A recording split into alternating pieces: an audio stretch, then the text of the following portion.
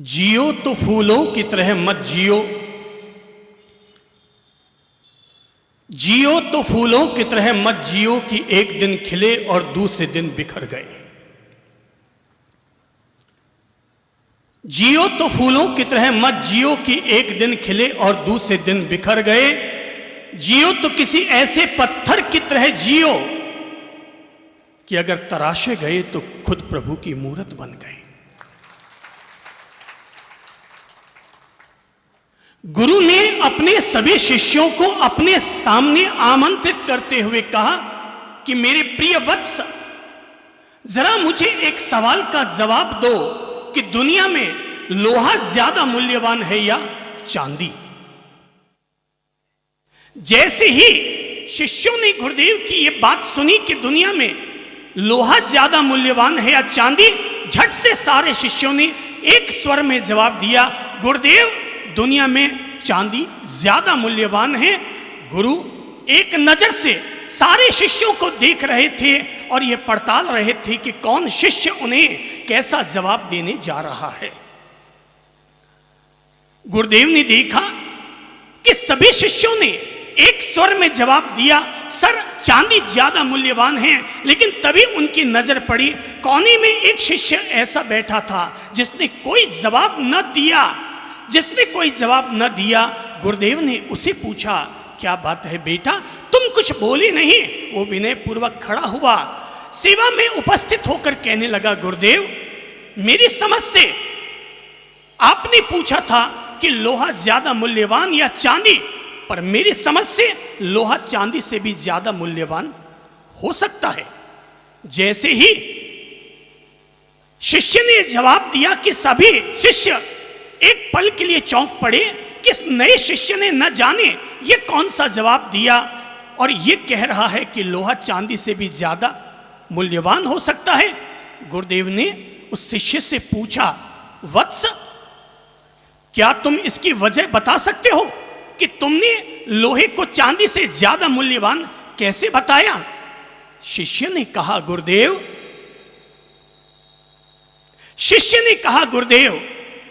मेरी समझ से दुनिया में किसी भी वस्तु का मूल्य नहीं होता, मूल्य होता है वस्तु में रहने वाली संभावनाओं का। ये तो दुनिया जानती है कि लोहे से चांदी ज्यादा मूल्यवान होती है, लेकिन मेरी समझ से चांदी जिंदगी चांदी जितनी ही मूल्यवान रहेगी, पर अगर किसी लोहे को पारस का स्पर्श मिल जाए तो लोहा लोहा नहीं रहेगा, बल्कि वही लोहा बदल करके सोना बन जाएगा। वही लोहा बदल करके सोना बन जाएगा। आज गुरु पूर्णिमा है और गुरु पूर्णिमा हमें इसी बात की प्रेरणा देती है कि अगर तुम्हें अपनी जिंदगी में किसी गुरु जैसे पारस मणि का स्पर्श मिल जाए तो न तुम रहोगे और न हम रहेंगे, बल्कि हम और आप दोनों ही लोहा बदल करके सोना बन जाएगा। वस्तु में रहने वाली संभावना ही वस्तु का असली मूल्य हुआ करता है। आज गुरु पूर्णिमा का हम लोग पर्व संपन्न करते हैं, तो आज का दिन गुरु का कम है और आज का दिन शिष्य का ज्यादा है। जैसे नदियों में गंगा है, जैसे पर्वतों में कैलाश पर्वत है और जैसे सरोवरों में मान सरोवर है, ऐसे ही हमारी अपनी धरती पर अध्यात्म के नाम पर जितने उत्सव मनाए जाते हैं उनमें गुरु पूर्णिमा उतनी ही निर्मल है जितनी कि नदियों में गंगा, पर्वतों में कैलाश और सरोवरों में मान सरोवर। सरोवरों में मान सरोवर इतना ही पवित्र और पुण्यवान है। यह हमारा अपना गुरु पूर्णिमा का पर्व, गुरु पूर्णिमा का उत्सव। गुरु जहां से होता है जीवन शुरू, गुरु जहां से होता है जीवन शुरू। बिल्कुल ठीक कहा कि मां तो केवल जन्म देती है, लेकिन गुरु हमें जीवन देता है। मां जो जन्म देती है वो तो एक दिन मरण में ढल जाता है, लेकिन गुरु जो जीवन देता है वो इंसान के जन्म जन्मांतर तक इंसान के जन्म जन्मांतर तक हमेशा उसका साथ देता रहता है, उसी शक्ति का नाम है गुरु। गुरु अपने आप में चलता फिरता मंदिर होता है। गुरु अपने आप में ठौर ठौर पर कदम रखने वाला तीर्थ हुआ करता है।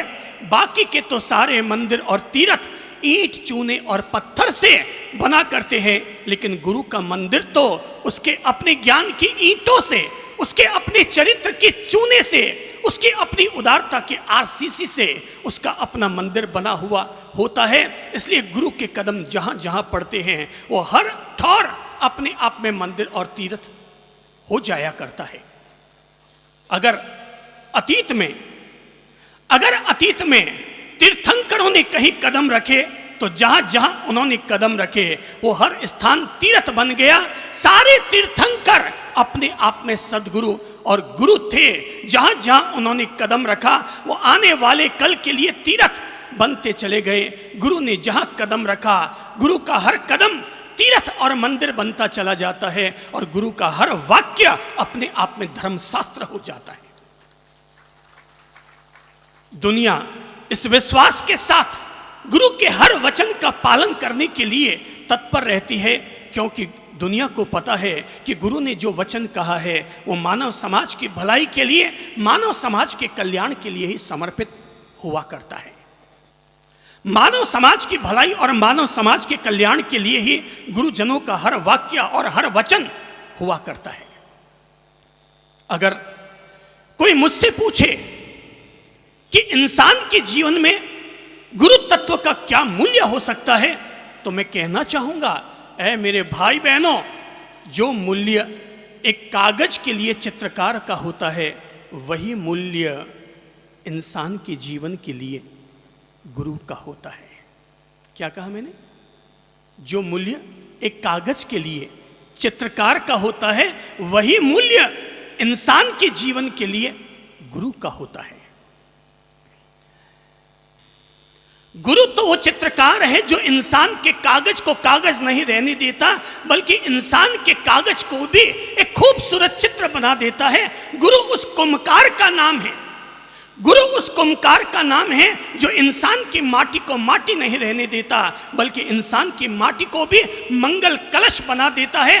गुरु उस शिल्पकार का नाम है जो इंसान के अनगढ़ पत्थर को पत्थर नहीं रहने देता, बल्कि पत्थर को भी गढ़ गढ़ कर ईश्वर की पावन प्रतिमा बना दिया करता है। गुरु उस माली का नाम है जो हमारे जीवन में ज्ञान के बीज बोता है और हमारे भीतर छिपे हुए फल और फूल को अंकुरित कर दिया करता है। गुरु उस मांझी का नाम है जो हमें संसार सागर के इस पार नहीं रहने देता, बल्कि इस पार से उठा करके हमें उस पार पहुंचा दिया करता है। गुरु उस सरोवर का नाम है। गुरु उस सरोवर का नाम है जो हर प्यासे की प्यास बुझाता है। गुरु उस सरोवर का नाम है जो अपने द्वार पर आए हुए हर राहगीर को छाया देता है और कल्प वृक्ष बन करके उसके जीवन की हर मनौती और इच्छाओं को पूरा किया करता है। गुरु सूरज की उस किरण का नाम है जो इंसान के भीतर आशा का सवेरा जगाता है। गुरु उस चंदा की चांदनी का नाम है जो कि इंसान के जीवन में रहने वाले अज्ञान के अंधेरे को दूर भगाया करता है। गुरु के चार दायित्व होते हैं। पहला दायित्व, गुरु शिष्य को ज्ञान के पथ पर आगे बढ़ाता है। गुरु का दूसरा दायित्व, गुरु शिष्य को शील और सदाचार में सुदृढ़ करता है। गुरु का तीसरा दायित्व, शिष्य अपने द्वार पर आने वाले, पथ पर आने वाले हर शिष्य की कमियां और कमजोरियों को दूर करता है। और गुरु का चौथा दायित्व है, शिष्य को मुक्ति पथ की ओर आगे बढ़ाकर संसार के लिए उसे मुक्ति दूत बना दिया करता है। यही होते हैं गुरु के चार दायित्व। यही होते हैं वे चार दायित्व जो कि गुरु अपनी ओर से निभाया करते हैं। गुरु का तो काम ही है शिष्य को जगाना। गुरु का तो काम ही होता है शिष्य को जगाना, और शिष्य का काम होता है जग करके अपने पथ पर चलना। जितना कठिन गुरु बनना होता है उतना ही कठिन शिष्य बनना होता है। हमारे यहां पर एक धर्म है जिसका नाम है सिख धर्म। शायद आपको पता हो या ना हो, सिख शब्द बना ही शिष्य से है। जो सीखता है उसका नाम शिष्य, जो सीखता है उसका नाम शिष्य। अगर इंसान के भीतर सीखने की ललक हो, अगर इंसान के भीतर सीखने की ललक हो, तो केवल गुरु की जरूरत नहीं होती, बल्कि गुरु की मिट्टी की मूर्ति भी काम कर जाती है और शिष्य को शिष्य नहीं रहने देती, बल्कि शिष्य को भी महाधनुर्धारी एकलव्य बना दिया करती है। यह है श्रद्धा के साथ। श्रद्धा के साथ अगर कोई भी व्यक्ति अगर अपने आप को गुरु के प्रति अगर समर्पित करता है, तो मैंने कहा जीवित गुरु इंसान को अर्जुन बनाता है, पर अगर उसकी मिट्टी की मूर्ति का भी अगर उपयोग कर लिया जाए, तब भी कम से कम इंसान को एकलव्य तो वो जरूर बना ही दिया करता है। धन्य है, धन्य है उस शिष्य भाव को। लोग तो 20-20 साल तक गुरु के पास जाकर भी शायद कुछ न पा सकते होंगे, लेकिन चंड कौशिक ने तो महावीर के पास केवल अपना 2-4 पल 2-4 मिनट का अपना वहां पर शिष्यत्व ग्रहण किया था, और परिणाम ये निकला कि चंड कौशिक न रहा, बल्कि चंड कौशिक सांप बदलकर भी भद्र कौशिक सांप बन गया। कोई व्यक्ति संत बनकर भी अपनी आत्मा का निस्तार न कर पाया, लेकिन महावीर संसार के एक ऐसे सद्गुरु निकल गए जिन्होंने सांप की योनि में रहने वाली जीव का भी निस्तार कर दिया। सद्गुरु न मिले तो संत भी मर करके सांप हो सकता है, पर सद्गुरु का सानिध्य मिल जाए तो सांप भी मर करके स्वर्ग का अधिपति बन जाया करता है। यही है सद्गुरु की महिमा, यही है सद्गुरु की महिमा कि जिसके चलते जीव का निस्तार होता है, प्राणी मात्र का कल्याण हो जाता है। इसीलिए मैंने कहा गुरु तो अपने आप में चलता फिरता मंदिर होता है, गुरु तो अपने आप में चलता फिरता तीर्थ होता है। गुरु के पांव की रज को अगर माथे से लगा लिया जाए, गुरु के पांव की रज को अगर माथे से लगा लिया जाए, तो मेरा दावा है जो व्यक्ति रोजाना 9 महीने तक गुरु के पांव की रज को अपने माथे से लगा लेगा, उसकी 7.5 मात्र 9 महीने और 7.5 महीने में उतर जाएगी। उसकी भाग्य रेखाएं बदल जाती है, क्योंकि गुरु के पास उनके ज्ञान की रोशनी, गुरु के पास उनके अध्यात्म का अमृत, गुरु के पास उनके सच्चरित्रता की मीनारें हुआ करती हैं। आज जब गुरु पूर्णिमा का उत्सव है, मैंने तो गुरु से यही सीखा है कि गुरु हमेशा जगाता है, डंडा लेकर जगाता है, प्यार से जगाता है। यह तो गुरु पर निर्भर करता है कि गुरु अपने शिष्य को किस तरीके से जगाएगा। अरे गुरु शिष्य को किस तरीके से जगाएगा, यह गुरु के ज्ञान पर निर्भर करता है। हमने अगर एक बार समर्पण कर दिया, तो समर्पण करने के बाद पूरा इतिहास और धर्मशास्त्र भरे पड़े हैं कि गुरु ने किस तरीके से अपने शिष्य का निस्तार किया। गुरु ने कह दिया बेटा देख सामने सांप जा रहा, उठा ला। शिष्य उतना ही पक्का शिष्य खड़ा हुआ जाकर के सांप उठा लाया, और जैसे ही सांप को उठाया, सांप ने डंक मारा, शिष्य वहीं पर धड़ाम से गिर पड़ा। गुरु खड़े हुए, कंबल ओढ़ा डाला। 2 घंटे के बाद शिष्य की जब आंख खुली, तो देख करके चौंक पड़ा कि उसके शरीर में जितना सारा कोढ़ का रोग था, खड़ा होते ही गायब हो गया। गुरु न जाने उनकी ज्ञान की दृष्टि में, गुरु न जाने अपने ज्ञान की दृष्टि में किस जहर को भी अमृत समझ लेते हैं और कह देते हैं पी जा तू ये जहर, अब मेरे भरोसे छोड़ कि मैं देखता हूं तेरे पर जहर भी किस तरह से अमृत के रूप में रूपांतरित हो जाता है गुरु के रूप में। अरे गुरु के रूप में तो अगर कोई मीराबाई अगर जहर का प्याला भी पी लेती है, तो पूर्व जन्म में किया हुआ वादा, पूर्व जन्म में किया हुआ वादा कृष्ण अपने आप कह देते हैं, तुझे पीना है, अरे मेरे नाम का जहर का प्याला भी तू पी जाएगी तो मैं तेरे जहर के प्याले को भी जहर का प्याला नहीं रहने दूंगा, बल्कि उसे भी अमृत के रूप में तब्दील कर दूंगा। और तब्दील हुआ। तुम्हारा समर्पण, तुम्हारी श्रद्धा, तुम्हारी भक्ति, श्रद्धा और समर्पण के कारण ही जहर बदल करके अमृत में तब्दील हो जाता है। अरे आम दुनिया में भी अगर पानी के साथ भी अगर श्रद्धा को जोड़ दिया जाए तो पानी पानी नहीं रहता, पानी भी प्रभु जी का चरणामृत बन जाया करता है। अगर श्रद्धा और भक्ति को भोजन के साथ जोड़ दिया जाए तो भोजन भोजन नहीं रहता, बल्कि भोजन भी प्रभु का प्रसाद बन जाया करता है। ये तो श्रद्धा और भक्ति की बात है कि कौन आदमी अपने आप को कहां तक कितने रूप में समर्पण कर पाया।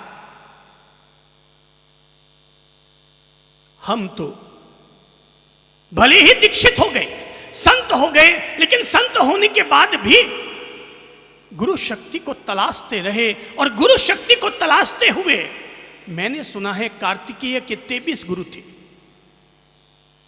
मैंने सुना है कार्तिकेय के 23 गुरु थे। सो ऐसा नहीं कि इंसान का केवल एक ही गुरु होगा। अरे जहां से भी इंसान की आत्मा रूपांतरित हुई, जहां से भी इंसान का हृदय बदला, जहां से भी इंसान को ज्ञान की रोशनी मिली, और जहां जाने से ही भी आदमी के मन के विकार छटे, वो हर जगह आदमी के लिए गुरु की ठौर बन गई। हम लोग तो ठेठ गुरु शक्तियों की तलाश में ठेठ हिमालय गंगोत्री तक में जाकर के आए, और हिमालय की एक एक बर्फीली कंदराओं में घूम घूम कर देखते थे कि यहाँ कोई गुरु शक्ति रहती हो जिसके पास बैठकर हम लोग अपने आत्म रूपांतरण की सच्ची प्रक्रियाएं वहां पर हम लोग समझ सके। शास्त्रों में तो खूब पढ़ लिया, शास्त्रों में तो खूब पढ़ लिया, क्रोध बुरा, काम बुरा, रोग बुरे, बहुत सारी बातें पढ़ ली, शास्त्रों में तो खूब पढ़ लिया। आत्मा का कल्याण करो, हरि का भजन करो, प्रभु का भजन करो। सवाल ये आता था कि आत्मा है कहाँ, किस आत्मा का कल्याण करें। अरे विकार बुरे हैं ये सुन सुन के बूढ़े हो गए, लेकिन विकार छंटे कैसे? बोले परमात्मा को पाने के लिए निकल पड़ो, परमात्मा को पाने के लिए तो निकल पड़े। संत जीवन ले लिया, सन्यास ले लिया, दिन भर तप और त्याग के साथ जीते हैं, लेकिन फिर भी परमात्मा है कहां? अपनी इन्हीं जिज्ञासाओं को लेकर हिमालय की बर्फीली चट्टानों से गुजरे, हिमालय की बर्फीली गुफाओं से गुजरे, नंगे पांव बर्फ पर चलते रहे। तब चले थे खोजने के लिए, बर्फ पर नंगे पांव चले, उसका दुष्परिणाम ये आया कि आज भी अगर हमारे पांव के नीचे एक कंकर आ जाता है तो पांव की मांसपेशियां दर्द से भर जाती है, क्योंकि नंगे पांव बर्फ पर चल चलकर भीतर की नसें और स्नायु अपने आप में ऐसे प्रभावित हो गए कि अब वो थोड़ी सी भी गर्मी और सर्दी बर्दाश्त नहीं कर पाते। पर ठेठ हिमालय तक इस सद्भावना के साथ गए थे कि वहां जाने से शायद लोग कहते कि हिमालय में बड़े बड़े ऋषि और महर्षि रहते हैं, बड़े बड़े ऋषि और महर्षि रहते हैं। इसी भाव के साथ हम लोग ठेठ गंगोत्री तक गए, और ठेठ गंगोत्री और हिमालय की कंदराओं में बैठकर जब साधना की, तब जीवन का ये रहस्य आत्मसात कर लिया। जीवन का ये रहस्य आत्मसात कर लिया कि तुम ईश्वर के पथ पर चलकर देखो तो सही, तुम जितने जितने कदम ईश्वर के पथ पर बढ़ते चले जाओगे, ईश्वर तुम्हारे करीब आने के लिए भी उतने उतने कदम अपने आप बढ़ाते, उतने उतने कदम अपने आप बढ़ाते बढ़ाते बढ़ाते चले जाएंगे। जिंदगी में अगर कभी कोई ऐसा गुरु मिल जाए, जिंदगी में कभी कोई ऐसा संत मिल जाए जो आपकी आत्मा के लिए कल्याण मित्र का काम करने को तैयार हो जाए, तो मेरे भाई कल्याण मित्र का काम करने के लिए तैयार हो जाए तो अपने आप को समर्पित कर देना, क्योंकि गुरु ही वो शक्ति है जो हमारी आत्मा के कौवे को कौवा नहीं रहने देती, बल्कि कौवे को भी पलटकर हंसा बना देती है। काग पलट गुरु हंसा किन्हे, काग पलट गुरु हंसा किन्हे, दिन ही नाम निशानी। अरे हंसा पहुंचे सुख सागर में, मुक्ति भरे जहां पानी। काग पलट गुरु हंसा किन्हे, कौवे को कौवा नहीं रहने देता, बल्कि कौवे को भी जो हंस में बदलने की ताकत रखता है दुनिया में, उसी शक्ति का नाम है गुरु। तभी तो कहते हैं गुरु गोविंद दो खड़े, काके लागू पाए, बलिहारी गुरु आपकी जो गोविंद दियो बताए। एक मीडिएटर है, ये एक माध्यम है जो हमें ईश्वर से जोड़ता है। यही वो माध्यम है जो संसार की मोह माया में उलझी हुई जीवात्माओं को बार बार प्रेरणा दे करके उन्हें उस कचरे में से बाहर निकालकर और उसे बताता है कि ये है सच्चाई का पथ, ये है सत्य का पथ, मैं तुझे यहां से वहां पर ले चलता हूं, चल। मैंने तो वहां का स्वाद चखा, अब मैं भी तुम्हें अपना स्वाद चखा देता हूं। महावीर ने यही काम किया, आदिनाथ जी ने यही काम किया, साधना की, संत बने, साधना की, केवल ज्ञान प्राप्त किया, वापस समाज के बीच में आए तीर्थंकर बन करके, और उन्होंने मानव समाज के कल्याण का रास्ता प्रशस्त किया। आज हमारे बीच जब गुरु पूर्णिमा की मैं बात कर रहा हूं, तो मैं गुरु पूर्णिमा पर उस गुरु शक्ति को जरूर नमन करूंगा जो कि मानव समाज के लिए अपने सभी स्वार्थों का त्याग करके अहरनिश स्वयं के आत्मा का कल्याण करते हुए मानव समाज के लिए जो शक्ति लगी हुई रहती है। राजा पहुंचा गुरु के पास और जाकर कहने लगा कि गुरुदेव, मैं ध्यान की शक्ति को उपलब्ध होना चाहता हूं, मैं ध्यान की शक्ति को उपलब्ध हो जाना चाहता हूं, जरा बताइए कि मुझे कितने साल लगेंगे। गुरु ने कहा 14 साल। बोले गुरुदेव क्या बात करते हैं, ये तो बहुत ज्यादा हो जाएंगे, और कम कीजिए, आधा कर दीजिए तो भी चल जाएगा। गुरु ने कहा 10 साल। बोले नहीं साहब, ये भी बहुत ज्यादा है, और कम कीजिए। बोले 7 साल। बोले गुरुदेव ये भी बहुत ज्यादा है, राजा हूं, प्रजा का पालन करना है, मैं भला कैसे इतना समय दे सकता हूं। तो बोले 3 साल। बोले गुरुदेव और कम कर दीजिए। तो गुरुदेव ने कहा ठीक है, तू इतना ही चाहता है तो मैं 1.5 साल में तेरा काम कर दूंगा, 1.5 साल में तुझे ध्यान की शक्ति को उपलब्ध करवा दूंगा, लेकिन मेरी एक शर्त है। बोले बोलिए गुरुदेव क्या शर्त है। बोले मेरी शर्त ये है कि 1.5 साल में मैं जो कहूंगा वो तुझे करना होगा, और मैं जो करूंगा उसके बारे में तू कभी कोई प्रश्न नहीं उठा सकेगा। मैं जो कहूं वही करेगा, और जो मैं करना चाहूं उसके लिए कोई प्रश्न तू उठा नहीं सकेगा। अगर ये वचनबद्ध होता है तो 1.5 साल में तेरा काम पटाने की बात निर्धारित करते हैं। बोले गुरुदेव पक्का।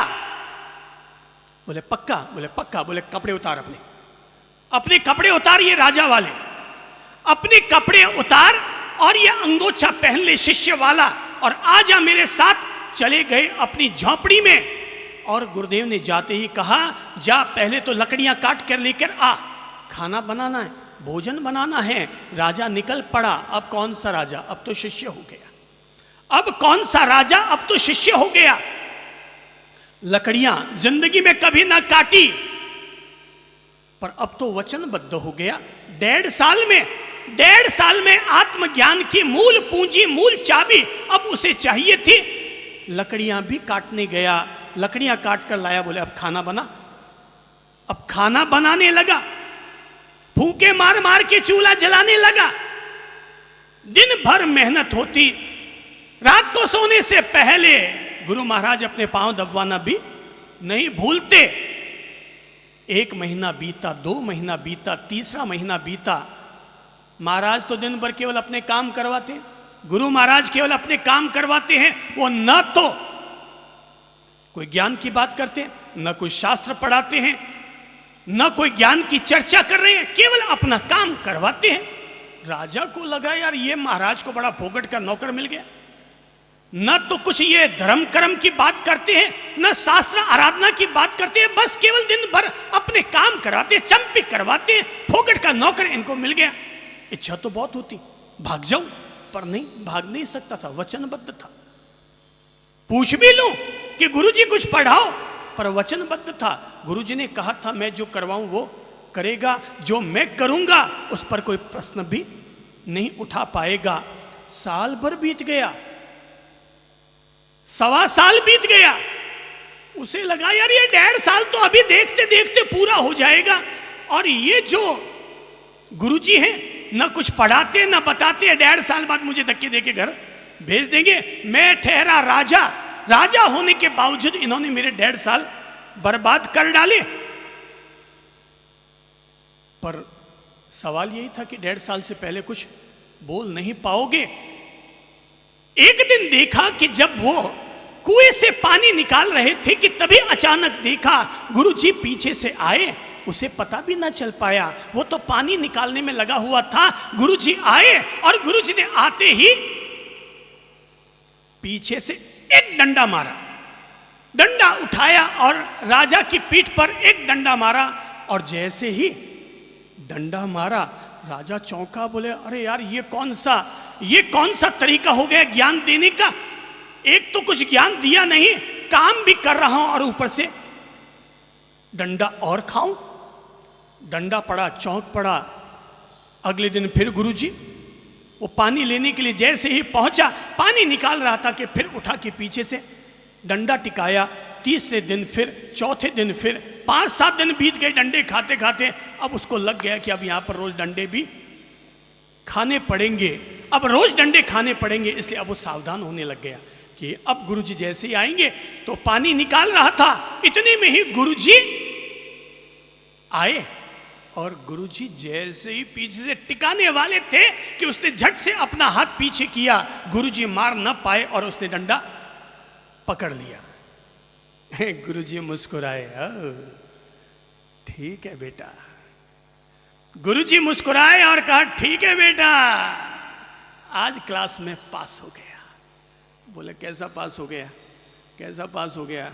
साला पानी भरो, दिन भर काम करो, ऊपर से डंडे और खाओ पैसे, ऊपर से ये और कहते हैं क्लास में पास हो गया। समझ में नहीं आ रहा यार इस आदमी की क्या उलट बांसी है। मैंने पता नहीं किस हाफ माइंड गुरु को अपना जीवन समर्पित कर डाला, न जाने मैंने कौन से हाफ माइंड गुरु को अपना जीवन समर्पित कर डाला। अब वो अगले दिन फिर पानी भरने आया, पर सावधान, उसे पता था कि गुरुजी डंडा टिका सकते हैं। और जैसे ही गुरुजी करीब आए, इस बार वो डंडा भी उठा न पाए, वो झट से उलट करके सामने हो गया। गुरुजी डंडा न टिका पाए, अंदर चले गए। वो पानी भरा रसोई घर में गया, खाना बनाने लगा कि तभी पीछे से गुरुजी आए और खाना बनाते बनाते ही पीछे से आकर के एक डंडा टिकाया। बोले अरे यार अब तक तो कुएं पर बात थी, अब ये रसोई घर में भी आ गई क्या? अब गुरुजी ने डंडा टिकाया, पीठ पर आके धड़ाम से जोर से बैंत की एक आकर के पड़ी। बोले अब यार ये रोटी बनाने भी नहीं देगा क्या, भूखा मारेगा क्या ये गुरुजी? अब वो खाना बनाए, अब रोज डंडे आके पड़ने शुरू हो गए। 5-7-10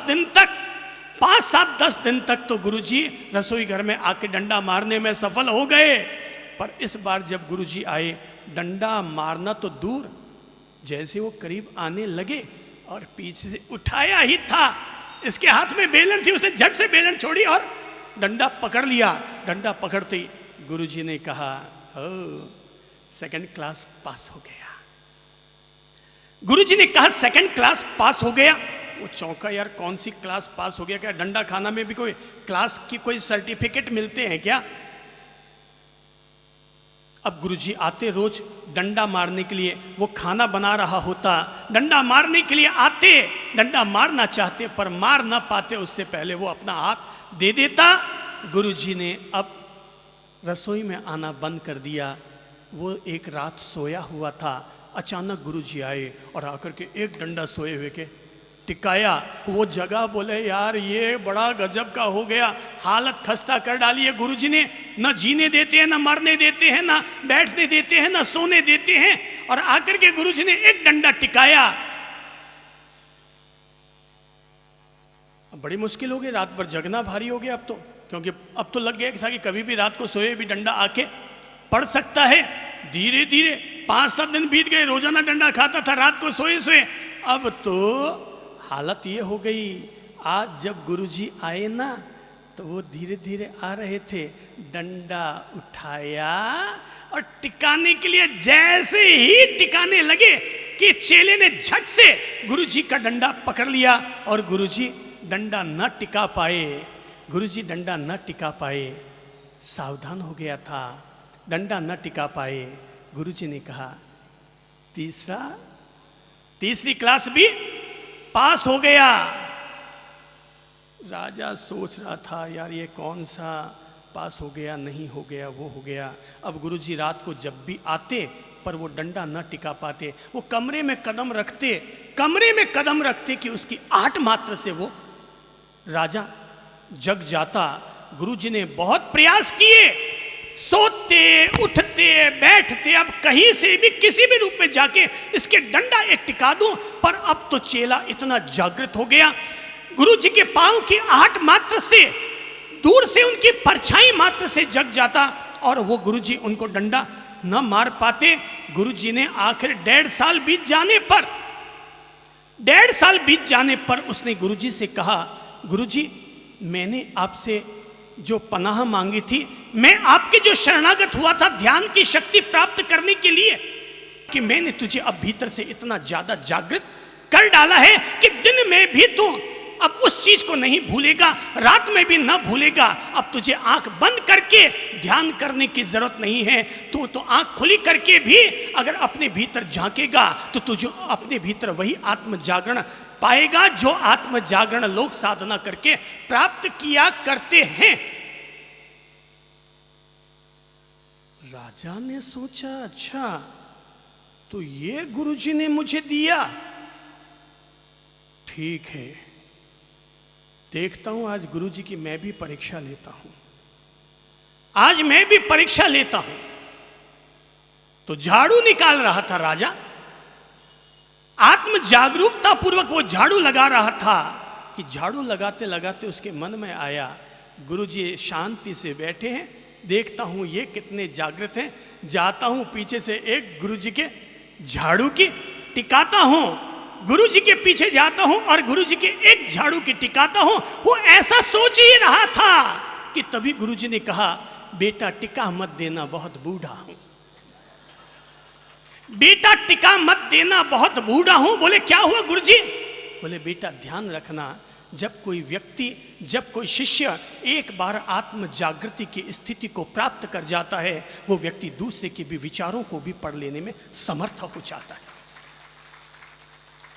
वो व्यक्ति दूसरे के भी विचारों को पढ़ लेने में समर्थ हो जाता है। इसीलिए कहते हैं गुरु शक्ति अगर मिल जाए तो अपने आप को समर्पित कर लेना। यह तन विष की बेलड़ी गुरु अमृत की खान, यह तन विष की बेलड़ी गुरु अमृत की खान, शीश दिए और गुरु मिले तो भी सस्ता जान।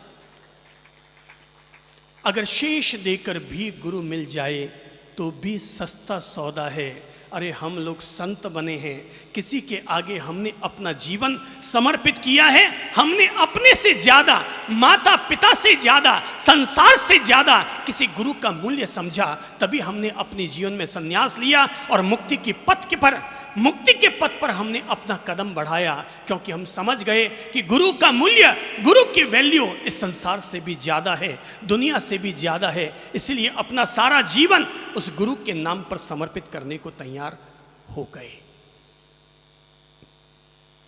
गुरु की तो महिमा है, गुरु तो अपना काम करता है, पर आज का दिन गुरु पूर्णिमा का दिन शिष्यों का दिन है, और आज हमारे लिए ये विश्लेषण करने का दिन है कि हम अपनी ओर से वापस गुरु शक्ति के प्रति क्या करते हैं और क्या नहीं करते। जैसे गुरु के दायित्व होते हैं ऐसे ही शिष्य के अपने दायित्व होते हैं, और शिष्य का पहला दायित्व होता है गुरु की विनय वंदना करना, गुरु की मान मर्यादा करना। भाई जब तक कोई भी घड़ा झुकेगा नहीं तब तक उसमें कुएं का पानी आएगा कैसे? झुकने पर ही, समर्पण होने पर ही गंगा जल उसमें समाविष्ट हो सकता है, गुरु का अमृत उसमें समाविष्ट हो सकता है। और ये तभी होगा जब हम लोग अपनी ओर से उसमें झुकने के लिए, गुरु के प्रति अपना समर्पण करने के लिए तैयार होंगे। गुरु के पास गए, अर्थात मेरा हटा मैं हटा, न मैं और न मेरा, जो है सो तेरा। इसीलिए तो कहते हैं तेरा तुझको सौंपते क्या लागे है मेरा। प्रभु जी अब मैंने तो अपना जीवन आपको दे डाला, अब वापस क्या करना और करवाना ये आप पर निर्भर करता है। गुरु के पास हमारा दूसरा दायित्व होता है, और दूसरा दायित्व होता है उनकी आज्ञाओं का पालन करना। गुरु के प्रति हमारा तीसरा दायित्व होता है उनके पास बैठकर ज्ञान का अर्जन करना। उनके सत्संग में बैठकर, उनके पास बैठकर ज्ञान का अर्जन करना, यही शिष्य का तीसरा दायित्व होता है। और शिष्य का चौथा दायित्व होता है वक्त आ जाए तो गुरु के लिए मर मिटो। आप केवल गुरु को धोख लगाते हैं। मैं कहूँगा केवल सिर नवाने मात्र से कुछ नहीं होगा। असली जरूरत है उनके ज्ञान को हासिल करना, असली जरूरत है उनकी आज्ञाओं को अपने जीवन में जीना, असली जरूरत है उनके दिव्य वचनों और ज्ञान को मानव समाज के बीच में प्रसारित करना। रामकृष्ण परमहंस के पास में अगर विवेकानंद ने जाकर अपना जीवन समर्पित किया तो रामकृष्ण परमहंस ने यही कहा, ए विवेकानंद तू केवल सुबह शाम बैठकर मेरे पांवों की पूजा मत कर, बल्कि मुझसे तूने जो ज्ञान हासिल किया है उस ज्ञान को सारे संसार में विस्तारित कर। मेरे ज्ञान को जो तूने हासिल किया है वो ज्ञान तो सारे संसार में विस्तारित कर, बस अब तुम्हारा दायित्व यही है। और विवेकानंद निकल पड़े होंगे सारे संसार में, दयानंद सरस्वती निकल पड़े होंगे सारे संसार में, महावीर स्वामी जी और गौतम स्वामी जी। गुरु के पास बैठकर ज्ञान हासिल करने का परिणाम क्या होता है? याद कीजिए, दुनिया में एक धर्म शास्त्र है जिसका नाम है भगवती सूत्र, और उस एक अकेले भगवती सूत्र में भगवान महावीर और गौतम स्वामी के बीच जो संवाद हुए थे, 70,000 प्रश्न और महावीर के द्वारा दिए गए जवाब उस एक अकेले शास्त्र में हमारे लिए उपलब्ध है। कृष्ण और अर्जुन गुरु और शिष्य के रूप में क्या किया उन्होंने? महाभारत के मैदान में, कुरुक्षेत्र के मैदान में कृष्ण ने गुरु बनकर के ज्ञान दिया और अर्जुन ने शिष्य बनकर के ज्ञान हासिल किया। बुद्ध ने और आनंद ने, बुद्ध के शिष्य आनंद ने जब संन्यास लिया तो बुद्ध से कहा था, मैं एक शर्त पर आपके पास दीक्षा लेता हूं कि आप अपने जीवन में जो कुछ कहेंगे मेरे सामने कहेंगे, और अगर मैं नहीं रहूं तब भी मैं आपके पास चला आऊं, तब आप मुझे बताएंगे कि आपने मेरे परोक्ष में क्या क्या बातें कही। परिणाम क्या निकला? बुद्ध गुजर गए, बुद्ध का निर्वाण हो गया। आनंद ने बुद्ध के निर्वाण होते ही जितना उसे याद था कि बुद्ध ने उसे क्या क्या कहा, सारी बातें लिखता चला गया, और उसका परिणाम यह हुआ, आज जितने दुनिया में पिटक मिलते हैं सारे पिटक उस आनंद की देन है जिसने कि अपने गुरु के ज्ञान को शास्त्रों में बांध करके दुनिया के लिए समर्पित कर डाला। गौतम स्वामी ने महावीर स्वामी के ज्ञान को शास्त्रों में गुम्फित करके रख डाला। गुरु के पास अगर बैठेंगे, उनका ज्ञान लेंगे, आने वाले कल का स्वर्णिम द्वार खुलेगा। गुरु के वचनों को फैलाओ, यह गुरु की सबसे बड़ी सेवा है। गुरु के ज्ञान का विस्तार करो, यह सबसे बड़ी सेवा है। आज अगर आप लोग मान लीजिए, अगर आज ये टेबल कैलेंडर आप लोग बांट रहे हैं, ये क्या है? ये गुरु की सेवा है। ये गुरु पूर्णिमा पर ये गुरु की सेवा हो गई कि आपने केवल उनको प्रणाम नहीं किया, केवल आपने उनको अपना भक्ति का दीप नहीं दिया, बल्कि गुरु की वाणी को जन जन तक फैलाने के लिए उनके शास्त्र, उनकी किताबें, उनके ज्ञान की ज्योति आपने ली और हजारों तक पहुंचाई। अगर हिंदुस्तान में शिष्य अपना दायित्व पूरा करना अगर शुरू कर दे तो हिंदुस्तान का कायाकल्प हो जाए, हिंदुस्तान का कायाकल्प हो जाए। छत्रपति शिवाजी अपने गुरु समर्थदास के साथ जा रहे थे दक्षिण भारत की यात्रा पर। दक्षिण भारत की यात्रा पर जा रहे थे तो बीच में नदी आई। छत्रपति शिवाजी ने गुरुजी से कहा, गुरुजी आप यहां रुकिए, मैं नदी को लांग कर देख आता हूं कि नदी लांगने जैसी है या नहीं, कोई खतरा तो नहीं है। समर्थ गुरु रामदास ने कहा ठहर, तू यहीं रुक, मैं जाता हूं नदी में, अगर कोई खतरा नहीं होगा तो तुझे आवाज दे दूंगा, तो नदी को लांग करके चला आना। छत्रपति शिवाजी ने कहा गुरुदेव नहीं, ऐसा नहीं हो सकता, आप तो यहीं पर रुकिए। बहुत ध्यान से सुनिएगा इस घटना को। छत्रपति शिवाजी ने कहा गुरुदेव आप यहीं पर रुकिए। समर्थ गुरु रामदास ने कहा तू गुरु आज्ञा टालता है, तुझे आदेश दिया ना तो कि तू यहीं पर रुक, मैं जाता हूं।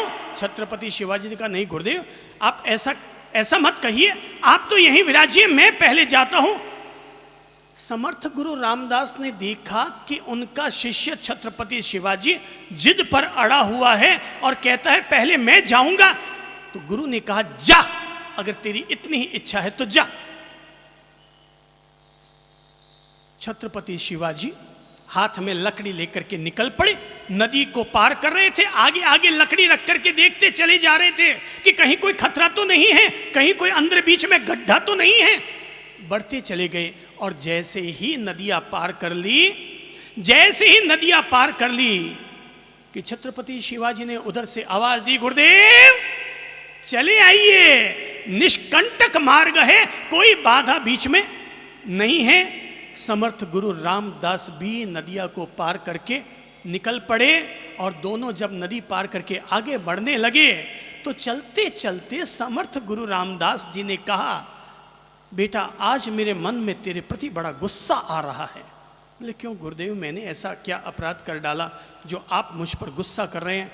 बोले आज तूने मेरी आज्ञा टाल दी, आज जिंदगी में पहली बार तूने मेरी आज्ञा टाल दी। मैंने कहा था कि मैं पहले जाता हूं नदी, अगर निष्कंटक हो तो तुझे संकेत दे देता हूं, मगर तू ना माना और आगे चला आया। अरे सोच, अगर कहीं कोई बीच में बाधा होती, कोई गड्ढा होता, तू अंदर डूब जाता तो मैं दुनिया को क्या मुंह दिखाता? छत्रपति शिवाजी ने कहा गुरुदेव मैं अगर आगे जाता डूब जाता तो कोई फर्क नहीं पड़ता, क्योंकि आप मेरे जैसे 36 शिवाजियों को पैदा करने की ताकत रखते हैं। गुरुदेव मैं अगर आगे जाता और डूब जाता तो कोई फर्क नहीं पड़ता इस दुनिया के, क्योंकि आप मुझ जैसे 36 शिवाजियों को पैदा करने की ताकत रखते हैं। पर अगर आप आगे जाते और आप अगर डूब जाते तो 36 शिवाजी मिलकर भी आप जैसे एक गुरु समर्थ रामदास को पैदा नहीं कर सकते थे। गुरु गोविंद सिंह जी ने अपने निर्वाण से पहले अपने सारे शिष्यों को बुला करके कहा था कि मैं जब मर जाऊं, मेरी जब मृत्यु हो जाए तो मेरे मरने के बाद किसी भी हालत में मेरा समाधि मंदिर मत बनाना, और अगर किसी ने समाधि मंदिर बना दिया तो निसंतान हो जाएगा, वो वंशहीन हो जाएगा। शिष्यों ने सुना और कहा गुरुदेव इतना कहने की कहां जरूरत है कि वो वंशहीन हो जाएगा। आपने अगर आदेश दे दिया है कि आपके मरने के बाद आपका समाधि मंदिर न बनाया जाए तो नहीं बनेगा। हमारे धर्म की परंपरा यही है कि यहां पर गुरु का आदेश परमात्मा का आदेश होता है और उनके हुए किसी भी वचन को हमारे यहां पर टाला नहीं जाता। आपने आदेश दे दिया कि मेरे मरने के बाद मेरा समाधि मंदिर न बनाया जाए तो नहीं बनेगा। समर्थ गुरु गोविंद सिंह आखिर तय दिन आया, उनकी निर्वाण की वेला आई, स्वर्गवास की वेला आई। उन्होंने मरने से पहले फिर कहा ध्यान रखना मेरे मरने के बाद मेरा समाधि मंदिर मत बनाना, और अगर किसी ने बना दिया तो वंशहीन हो जाएगा, अभिशाप है। सब मौन हो गए। गुरु को याद करते हुए, गुरु ने अपने गुरु को याद करते हुए अपने नश्वर शरीर का त्याग कर दिया। नश्वर शरीर का त्याग कर दिया, दाह संस्कार हो गया। 12वें दिन राजा रणजीत सिंह, गुरु गोविंद सिंह के अनन्य भक्त राजा रणजीत सिंह ये इतिहास की अमर धरोहर है। ये जो मैं कहानी कह रहा हूं, घटना कह रहा हूं, ये इतिहास की अमर धरोहर है और मैं चाहता हूं कि ऐसी कहानियां धरती पर फिर जीवित हो, ऐसी कहानियां फिर जीवित हो। 12वें दिन राजा रणजीत सिंह ने सारी सभा बुलाई और राजा रणजीत सिंह ने कहा था कि यहां पर गुरुदेव का दाह संस्कार हुआ, मैं चाहता हूं कि उनके मरने के बाद 12वां दिन हो, उसी दिन उनके समाधि मंदिर का निर्माण का कार्य शुरू कर दिया जाए। लोगों ने कहा, राजन आप कैसी बात कर रहे हैं? गुरुदेव का आदेश था कि कोई भी व्यक्ति मेरे मरने के बाद मेरा समाधि मंदिर नहीं बनाएगा और अगर बना दिया तो वंशहीन हो जाएगा। राजा रणजीत सिंह ने कहा, तुमने ठीक कहा, मैं 12 दिन से यही विचार कर रहा था, 12 दिन से यही विचार कर रहा था कि गुरुदेव ने आदेश दिया है कि किसी भी हालत में मेरा समाधि मंदिर न बनाया जाए और बना दिया तो वंशहीन हो जाएगा। मुझे पता है कि गुरुदेव ने यह अभिशाप दिया है, फिर भी मैं आदेश देता हूं कि यहां पर गुरु गोविंद सिंह जी की समाधि बनाई जाए। दूसरे शिष्यों ने कहा कि राजन आपको वंशहीन होना पड़ेगा। राजा खड़ा हुआ और कहने लगा, मुझे यह शर्त कबूल है, मुझे यह शर्त कबूल है, अगर मेरे गुरु का नाम रखने के लिए अगर मुझे अपनी संतान का बलिदान भी करना पड़े तब भी मैं वो बलिदान करने के लिए तैयार रहूंगा। अगर मुझे अपने गुरु का नाम अमर करने के लिए मुझे बलिदान भी देना पड़े तो मैं बलिदान देने के लिए तैयार होऊंगा। गुरु गोविंद सिंह जी ने इसीलिए ये अभिशाप की बात कही ताकि आने वाले कल के लिए वो ये परीक्षा ले सके कि वास्तव में उनके शिष्यों में कौन सा शिष्य ऐसा है जो उनका समाधि मंदिर बनाने की योग्यता अपने भीतर रखता है। कहते हैं राजा रणजीत सिंह जी ने उनका समाधि मंदिर बनवाया और जिस दिन समाधि मंदिर बन करके तैयार हुआ, अंदर में गुरु गोविंद सिंह जी की गुरुवाणी स्थापित की गई, इधर गुरुवाणी का ग्रंथ साहिब स्थापित किया गया और उधर उनका बेटा चल बसा, उनके सामने 2 विकल्प थे, अपने बेटे के पास बैठकर आंसू ढुलकाएं या गुरु ग्रंथ साहिब के पास बैठकर जो उन्होंने स्थापना की है उसका पारायण करें। उन्होंने गुरु गोविंद सिंह जी के पास बैठे और वहां जाकर के उन्होंने गुरुवाणी का पाठ किया। इतिहास में बेटे तो पैदा होते हैं और मरते हैं, लोग भी पैदा होते हैं और मरते हैं, पर सिख धर्म में आज भी राजा रणजीत सिंह का नाम उतने ही सम्मान के साथ लिया जाता है जितना कि उनकी गुरु परंपरा में गुरु गोविंद सिंह जी का नाम लिया जाता है, क्योंकि एक वो शिष्य रहा जिसने अपने गुरु के लिए मर मिटना कबूल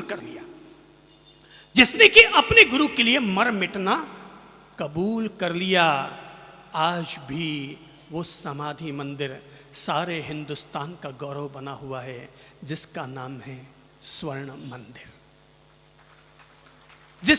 स्वर्ण मंदिर, अर्थात ये है गुरु के लिए मर मिटने वाली बातें। आज तक तो सब लोग गुरु के नाम पर मरते मिटते रहे। अब आज जब गुरु पूर्णिमा है तो मैं ये नहीं कहूंगा कि गुरु के लिए मर मिटो, पर मैं ये जरूर कहूंगा तुम अपने गुरु के लिए जी लो तो भी तुम्हारे लिए वो मर मिटने के समान हो जाएगा। गुरु के ज्ञान को जियो, गुरु के सत्संग को हासिल करो। गुरु पूर्णिमा के दिन 3 ही संकल्प अपने जीवन में आज ले लो। गुरु पूर्णिमा के दिन 3 संकल्प ले लो। पहला संकल्प कि मैं अपने कर्तव्यों से कभी विमुख नहीं होऊंगा, माता पिता के प्रति, भाई के प्रति, बहन के प्रति, पत्नी के प्रति, बच्चों के प्रति रहने वाले अपने किसी भी कर्तव्य से कभी विमुख नहीं होऊंगा। मैं ऐसा नपुंसक इंसान नहीं कहलाऊंगा। आने वाले कल के लिए यह दाग मुझ पर लग जाए कि ये वो संतान हुई जो कि अपने माँ बाप को अकेले घर में छोड़ करके निकल गया, अब उनको अपने भाग्य भरोसे छोड़कर चला गया।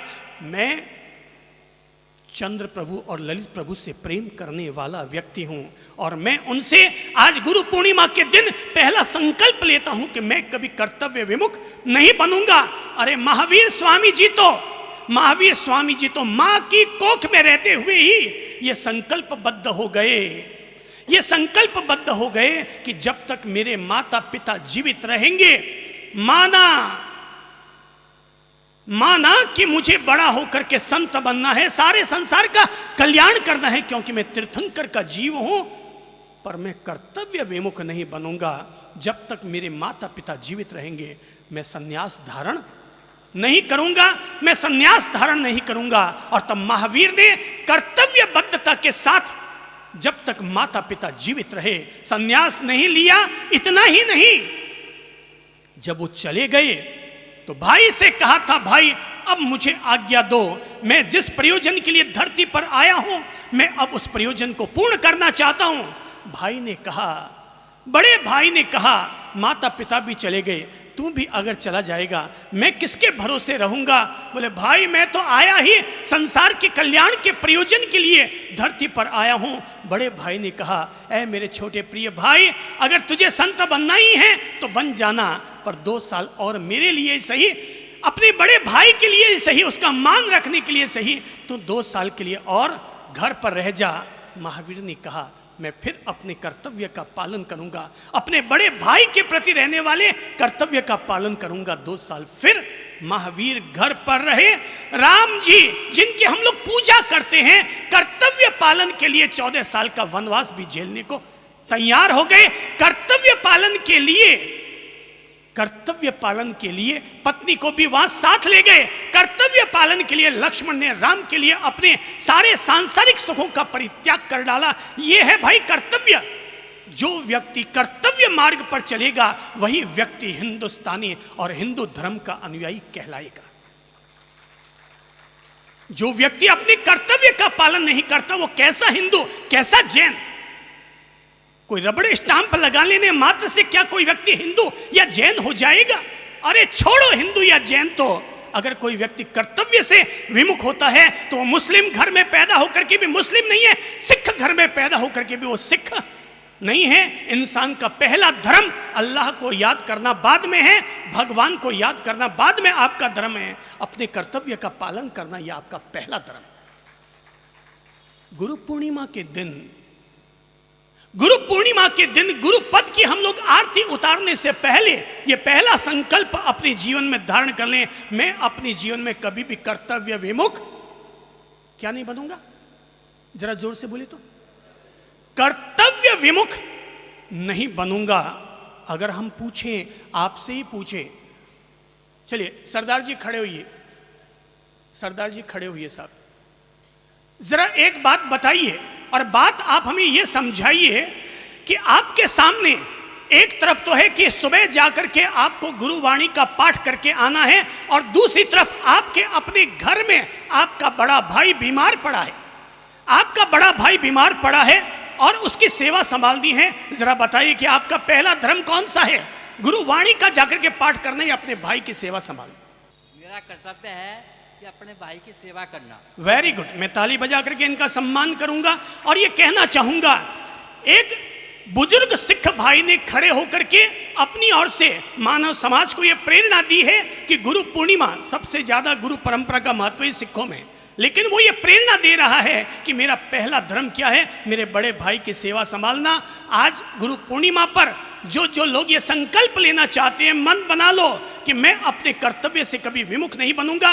जरूरत पड़ने पर अपने माँ बाप के लिए, अपने सास ससुर के लिए, अपने भाई के लिए, कोई भी अगर मुझे अपने स्वार्थ का त्याग करना पड़ा तो मैं अपना स्वार्थ त्याग करने के लिए तैयार रहूंगा।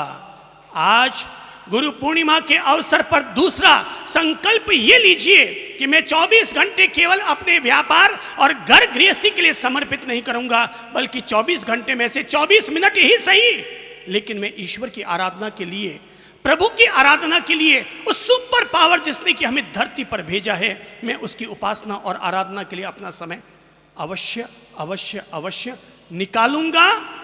एक सामायिक नहीं होती, आधी सामायिक करेंगे। तुलसीदास जी कहते हैं, एक घड़ी आधी में बुनियाद। अरे घड़ी भर धर्म नहीं होता तो आधा घड़ी कर। सुबह उठे, नहाए धोए और अपने प्रभु प्रार्थना में, अपनी प्रभु पूजा में, ईश्वरीय ध्यान में अपने आप को समर्पित किया। ऐसा करने से ही हमारा मन निर्मल होगा, हमारा मन पवित्र होगा। ईश्वरीय शक्ति का ध्यान करने से आदमी का पावर बढ़ता है, अंदरूनी पावर बढ़ता है, स्पिरिचुअल पावर बढ़ता है, उसका नैतिक बल बढ़ता है। और तीसरा काम, गुरु पूर्णिमा पर तीसरा संकल्प, मैं रोजाना सत्कार्य अवश्य करूंगा। रोजाना सत्कार्य अवश्य करूंगा, फूल पाखुर ही सही, लेकिन सत्कार्य अवश्य करूंगा। ऐ मेरे भाई बहनों, ऐ बहनों, गुरु पूर्णिमा के दिन, आज गुरु पूर्णिमा का दिन है, तो ये मत समझो कि आज केवल गुरु पूर्णिमा का दिन है। अरे आज से ही चातुर्मास की शुरुआत का दिन है, आज से ही चातुर्मास की शुरुआत का दिन है। और चातुर्मास की शुरुआत का दिन होने के नाते हमें पूरी तरह यह संकल्प ले लेना होगा, और संकल्प ये लेना होगा कि मैं चातुर्मास के इन 4 महीनों में अपनी ओर से रोज सत्कार्य करने का प्रयास अवश्य करूंगा या अवश्य करूंगी। अगर आप भोजन भी बनाते हैं, ऐ मेरी बहनों, केवल अपने पति, बच्चे या माँ बाप तक के लिए भोजन मत बनाइए। 2 मुट्ठी आटा एक्स्ट्रा भिगो और आपके बाहर, घर के बाहर से गुजरने वाले किसी भूखे प्यासे इंसान को भी 4 रोटी बना के खिला दो। अगर केवल आपने अपनी बीवी, बच्चे, पति तक के लिए अगर भोजन बनाया, वो भोजन केवल स्वार्थ हो जाएगा। पर 4 रोटी आपने किसी भूखे के लिए अगर बना डाली, वो परमार्थ हो जाएगा, वो आपकी ओर से परमार्थ हो जाएगा। ऐ मेरे भाई बहनों, धंधा करने जाओ ना, दुकान में केवल रुपये मत गिनो। सुबह जैसे ही पहुंचो, एक 20 का नोट उसकी रेजगारी निकाल कर अलग डिब्बे में डाल दो। जब धंधा शुरू करो, कोई भी दिन में मांगने वाला आ जाए, 2-2 रुपये करके आपने 10 लोगों को दे दिया। अरे भाई साहब, 20 रुपये का आपने खर्चा किया, आपके तो कोई फर्क नहीं पड़ा, पर जिसको 2 रुपया मिला है उसके बहुत बड़ा फर्क पड़ने वाला है। मैं तो कहूँगा एक नियम बना लो। आज गुरु पूर्णिमा के दिन अपन 12 महीने का एक नियम बनाते हैं, और नियम ये बनाते हैं, महीने में 1 बार, कितनी बार कहा मैंने?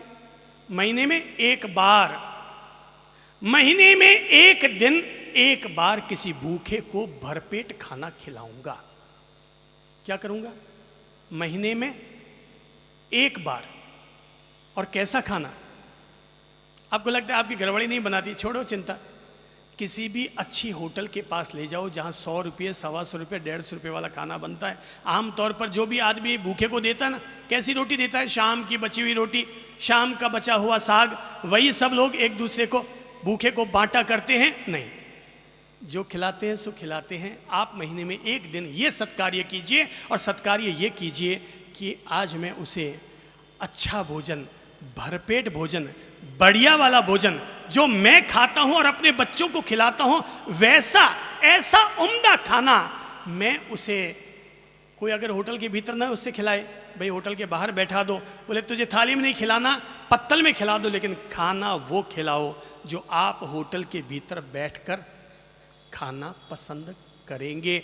महीने में 1 दिन भी अगर आपने उसको सुख भरा भोजन दे दिया, वो आपके लिए इतनी दुआएं करेगा, इतनी दुआएं करेगा कि आपके लिए गुरु पूर्णिमा का उत्सव मनाना सार्थक हो जाएगा। गुरु पूर्णिमा का पर्व मनाना सार्थक हो जाएगा। याद रखना मेरे भाई बहनों, अगर आप एक पत्थर मारेंगे ना, यदि आप अपनी ताकत से एक पत्थर फेंकेंगे, पत्थर जाएगा केवल 100 फीट की दूरी पर जाकर के गिर जाएगा। बंदूक से अगर गोली चलाएंगे, बंदूक से अगर गोली चलाएंगे, वो गोली 1000 फुट तक गिरेगी। तोप से अगर गोला दागेंगे, वो 5000 फुट तक जाकर गिरेगा। पर किसी भूखे को अगर रोटी खिलाएंगे, वो ठेठ बैकुंठ लोक तक पहुंचेगा, वो आपके जन्म जन्मांतर तक आपके काम आएगा, आपके बच्चों के लिए फड़ेपे में काम आएगा। बस गुरु पूर्णिमा के दिन अपन यही प्यारे प्यारे 3 संकल्प लेते हैं। पहला संकल्प, नंबर 1 क्या बोला? कर्तव्य विमुख नहीं होंगे। दूसरा संकल्प क्या? बोलिए बोलिए बोलिए। ईश्वर की प्रार्थना और उपासना, चाहे 20 मिनट ही सही, लेकिन हम उसके लिए अवश्य बैठेंगे। भगवान को कभी नहीं भूलेंगे जिसने कि हमें धरती पर भेजा है। वो चाहता तो आज रात को आपको ऊपर भी उठा सकता था। रोज अखबार में उठावने छपते हैं, आपका भी उठावना छप सकता था, पर उसने आपका उठावना नहीं छपने दिया। आपको आज का जीवन प्रदान किया, और जीवन प्रदान किया रोजाना 20 मिनट सही, लेकिन अपने ईश्वर की उपासना आराधना के लिए अवश्य समर्पित करेंगे। और तीसरा है सत्कार्य अवश्य करेंगे। महीने में 1 दिन किसी भूखे को आपके और उसके मंद पसंद का खाना खिलाएंगे। सोच लो, आज मान लो आपके पापा जी का स्वर्गवास का दिन कौन सा होगा, या आपका अपना हैप्पी बर्थडे की तारीख कौन सी होगी, बस वही तारीख अपनी निर्धारित कर लो।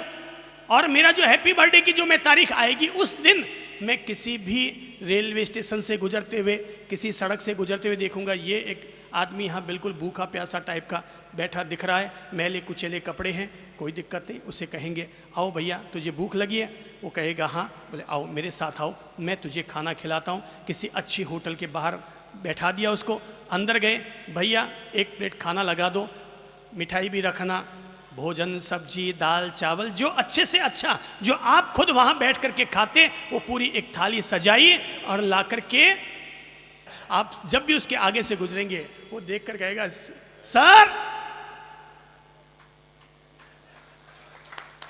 वो आपकी उस 150 की थाली को याद रखेगा, क्योंकि आज तक उसको जिसने भी खाना खिलाया, बासी रोटी खिलाई, कल का बचा हुआ साग, बदबू मारने वाला साग उसको दिया गया होगा, पर आप वो पहले आदमी मिले जिसने उसको भरपेट खाना अपनी मन पसंद का खिलाया। यही है गुरु पूर्णिमा की असली पूजा, यही है गुरु तत्व की असली पूजा, जहां इंसान इंसान के काम आया और इंसान होकर इंसान के काम आना, यही इंसान का धर्म है और यही गुरु की सबसे बड़ी पूजा है। हम अपनी ओर से गुरु पद को अपनी ओर से सादर विनय वंदना समर्पित करते हैं, और सादर विनय वंदना समर्पित करते हुए हे गुरुदेव से प्रार्थना करते हैं, हे ब्रह्मांड में व्याप्त गुरु शक्तियां, ब्रह्मांड में व्याप्त गुरु शक्तियां, क्योंकि गुरु किसी व्यक्ति का नाम नहीं होता, गुरु अनंत सिद्ध बुद्ध मुक्त आत्माएं हैं, सभी हमारे लिए गुरु के समान हैं। हम उन सभी सिद्ध बुद्ध मुक्त आत्माओं को याद करके ये प्रार्थना करते हैं कि हे गुरु शक्तियां, आप हमारे कल्याण का मार्ग प्रशस्त करें, आपकी जय हो, आपकी विजय हो, आपके पुण्य प्रताप से हमें माता पिता की सेवा मिले, आपके पुण्य प्रताप से हमें परमार्थ की कमाई मिले, आपके पुण्य प्रताप से हम हमेशा ईश्वर के पथ पर चलते रहें। हे गुरु शक्ति, हम पर हमेशा ऐसी कृपा और सद्बुद्धि देते रहना कि हम संसार में रहकर भी संसार की मोह माया में न रच बच जाएं, बल्कि हमेशा एक शांति दूत, एक मुक्ति दूत बन करके हमेशा तेरी तरफ बढ़ते चले जाएं। हम अपनी ओर से गुरु पद की यही विनय वंदना करते हैं।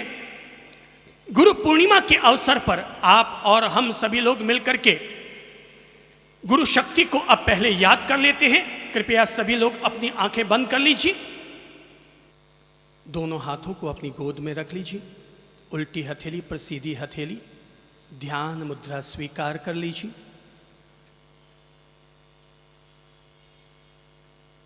दिमाग को भीतर से शांत और रिलैक्स कीजिए।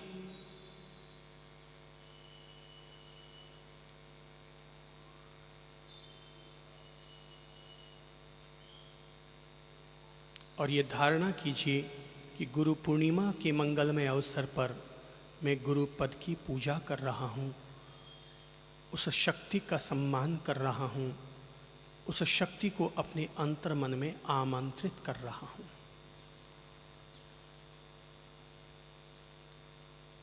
आमंत्रण का भाव बनाएंगे तो अपने आप शक्तियाँ आमंत्रित होती चली जाएगी।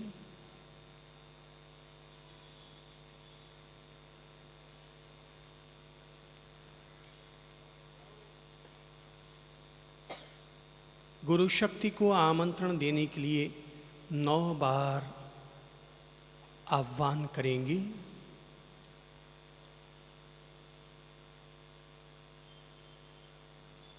गुरु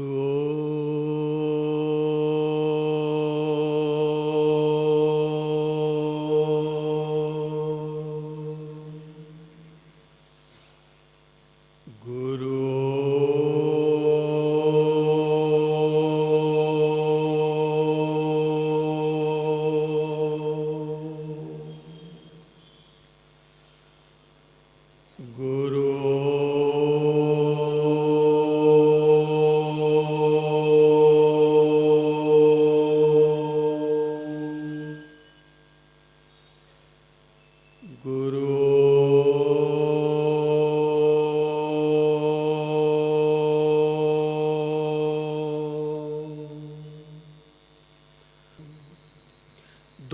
हाथ आसमान की ओर उठाएं, आकाश का ध्यान करें। गुरु शक्ति को अपने शरीर के मंदिर में आमंत्रित करें, मन के मंदिर में आमंत्रित करें। आकाश से बरस रही ब्रह्मांडीय ऊर्जा,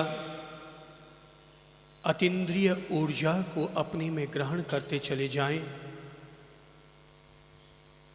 आकाश के साथ अपने हाथों की चेतना को एकाकार करते जाएं और आह्वान करें, गुरु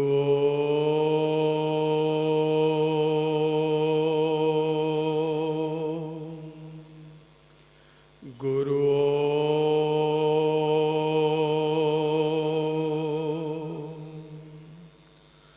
गुरु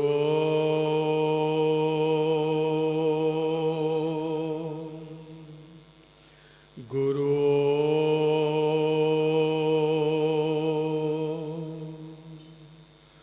गुरु।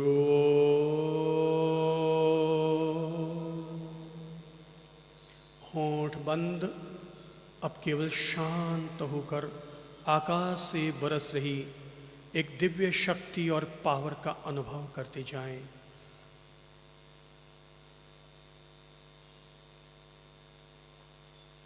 हाथ नीचे ले आएं, गोद में रखें और ललाट प्रदेश पर आधा मिनट तक शांत मौन होकर एक जलती हुई ज्योति का ध्यान करें, श्वेत निर्मल रंग की ज्योति का।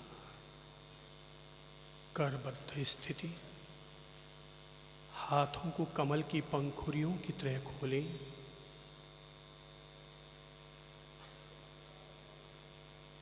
हृदय का स्पर्श करें, प्रेम पूरित होठों से इस कमल मुद्रा का स्पर्श करें। ललाट प्रदेश तक ले जाएं, आसमान की ओर उठाएं।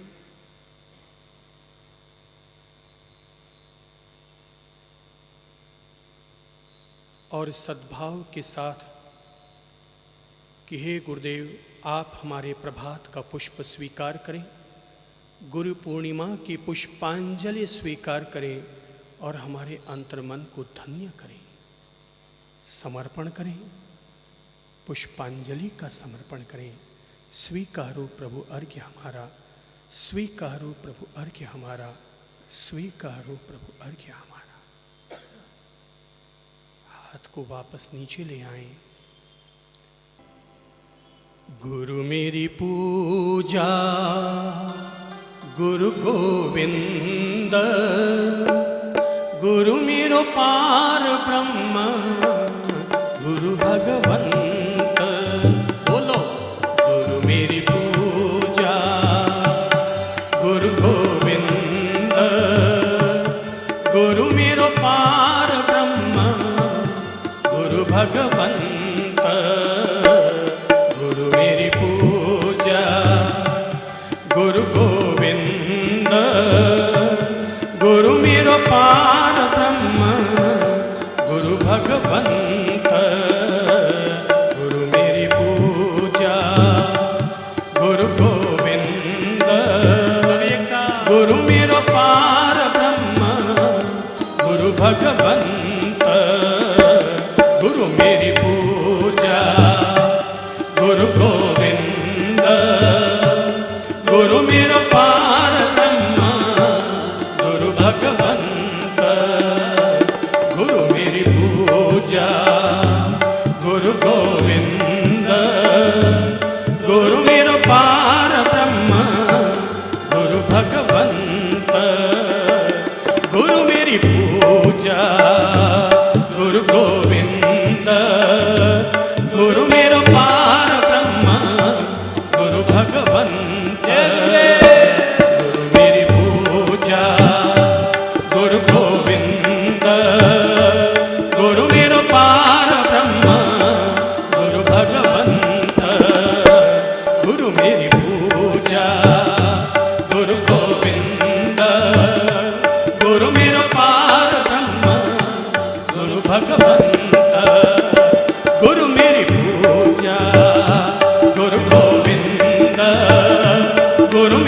पार ब्रह्म गुरु भगवंत, गुरु मेरी पूजा गुरु गोविंद, गुरु मेरो पार ब्रह्म गुरु भगवंत, गुरु मेरो पार ब्रह्म गुरु भगवंत। अगर किसी को भी लगता है आज गुरु पूर्णिमा के दिन वो गुरु मंत्र लेना चाहता है तो हाथ जोड़ लीजिए, वो गुरु मंत्र ले लीजिए। सभी गुरु मंत्र बोलेंगे। श्री प्रभु शरणम, सद्गुरु शरणम, श्री मां शरणम। सभी बोलिए, यह गुरु मंत्र मेरे लिए कल्याणकारी हो, मेरे लिए स्वस्तिकारी हो, तुष्टिकारी पुष्टिकारी हो। गुरु पूर्णिमा के दिन मैं यह मंत्र स्वीकार करता हूँ। जब जब मुझे समय मिलेगा मैं इस मंत्र का पारायण करूँगा। ज्योत से ज्योत जलाओ सतगुरु, ज्योत से ज्योत जगाओ, ज्योत से ज्योत जगाओ सतगुरु, ज्योत से ज्योत जगाओ। मेरा अंतर तिमिर मिटाओ सतगुरु, ज्योत से ज्योत जगाओ। मेरा अंतर तिमिर मिटाओ सतगुरु, ज्योत से ज्योत जगाओ। बोलो, ज्योत से ज्योत जगाओ सतगुरु, ज्योत से ज्योत जगाओ। मेरा हे योगेश्वर, हे सर्वेश्वर, हे योगेश्वर, हे सर्वेश्वर, हे ज्ञानेश्वर, हे परमेश्वर, हे ज्ञानेश्वर, हे परमेश्वर। निज कृपा बरसाओ सतगुरु, ज्योत से ज्योत जगाओ। निज कृपा बरसाओ सतगुरु, ज्योत से ज्योत जगाओ। हम बालक तेरे द्वार पे आए, हम बालक तेरे द्वार पे आए। मंगल दर्श दिखाओ सतगुरु, ज्योत से ज्योत जगाओ। मंगल दर्श दिखाओ सतगुरु, ज्योत से ज्योत जगाओ। हम बालक तेरे द्वार पे आए, हम बालक तेरे द्वार पे आए। मंगल दर्श दिखाओ सतगुरु, ज्योत से ज्योत जगाओ, ज्योत से ज्योत जगाओ सतगुरु, ज्योत से ज्योत जगाओ। शीश झुकाय करे तोरी आरती, शीश झुकाय करे तोरी आरती, शीश झुकाय करे तोरी आरती। प्रेम सुधा बरसाओ सतगुरु, ज्योत से ज्योत जगाओ। प्रेम सुधा बरसाओ सतगुरु, ज्योत से ज्योत जगाओ। अंतर में युग युग से सोई, अंतर में युग युग से सोई। चित शक्ति को जगाओ सतगुरु, ज्योत से ज्योत जगाओ। चित शक्ति को जगाओ सतगुरु, ज्योत से ज्योत जगाओ। सांची ज्योति जले अंतर में, सांची ज्योति जले अंतर। बोलो, सांची ज्योति जले अंतर में। सो हम नाथ जगाओ सतगुरु, ज्योत से ज्योत जगाओ। सो हम नाथ जगाओ सतगुरु, ज्योत से ज्योत जगाओ। ज्योत